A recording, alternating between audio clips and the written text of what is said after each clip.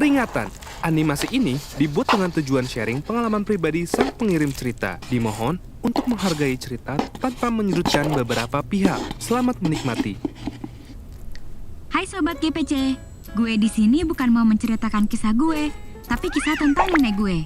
Jadi, siapa gue di sini bukanlah hal penting. Tapi nggak ada salahnya kan kalau kenalan? Oke, kenalin. Nama gue Ratna, dan gue akan menceritakan kisah tentang nenek buyut gue yang cukup bikin bulu roma lo merinding. Cerita ini bermula waktu nenek gue lahir di tahun 1939. Ketika nenek gue kecil, beliau diadopsi sama keluarga lurah yang dulu jabatannya sangat terpandang. Ya, bahkan sampai sekarang pun jabatan lurah di berbagai tempat, khususnya di pedesaan, masih terlihat sebagai orang terpandang. Tapi, ada tapinya nih. Nenek gue diadopsi bukan karena keluarganya nggak mampu, tapi karena si lurah nggak punya anak perempuan. Kebetulan buyut gue punya 2 anak perempuan. Lalu diadopsilah nenek gue ini karena beliau ini cerdas. Nenek gue ngabisin masa kecil sampai remajanya di Lembang. Dulu tuh buat pergi ke sekolah nenek harus jalan sekitar kurang lebih 10 kiloan dari rumahnya. Dan karena semua orang kenal sama nenek gue, kadang beliau dikasih makanan di tengah jalan sama pedagang yang emang dia kenal. Hoki banget deh nenek gue. Nenek tuh nggak punya sepeda atau kendaraan apapun karena itu masih masa penjajahan. Jadi kehidupannya pun nggak enak-enak amat.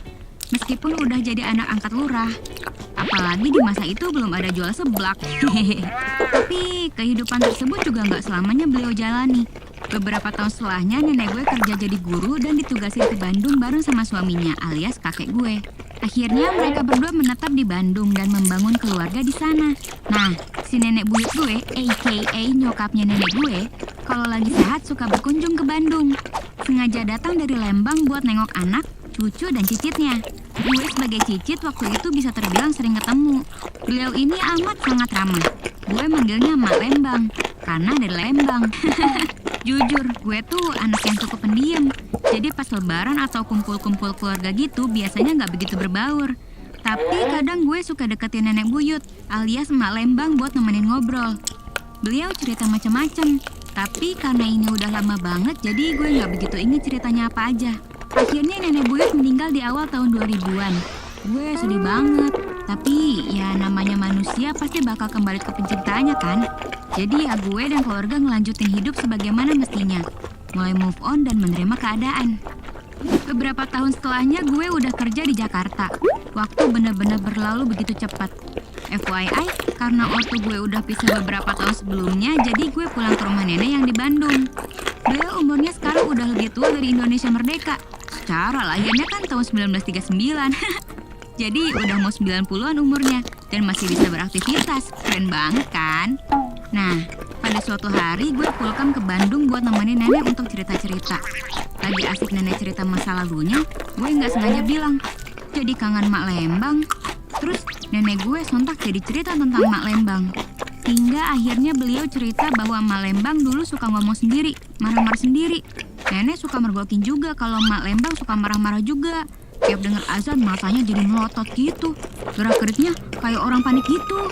Serem deh pokoknya. Dan selalu marah-marah gak jelas pas mau menunaikan sholat. Sampai suatu ketika nenek memberanikan diri untuk mendekati Mak Lembang yang lagi marah-marah. Kenapa Mak? Terus Mak Lembang jawab, itu tuh si Rasim. Masa katanya Mak gak boleh sholat? Nenek bingung karena ya di kamarnya gak ada siapa-siapa. Akhirnya nenek bilang, ya udah Mak lanjut aja sholatnya. Saya temenin. Akhirnya Mak sholat dan nenek beneran nungguin beliau sampai beliau selesai sholat. Beberapa tahun kemudian Mak Lembang meninggal dan dikuburkan di Lembang. Tapi nenek cerita sama gue, katanya 40 hari sebelum dikuburin, katanya Mak Lembang sebenarnya udah meninggal dan badannya ditempatin sama jin. Ya, bener-bener jin, bukan jin Kazama ya. Jin ini yang dimarahin sama Mak waktu itu, si Rasim. Gak tahu tujuannya apa mendiamin badan emak sampai 40 hari. Sampai akhirnya dilepas. Cuma ya serem aja karena ternyata selama 40 hari emak udah meninggal.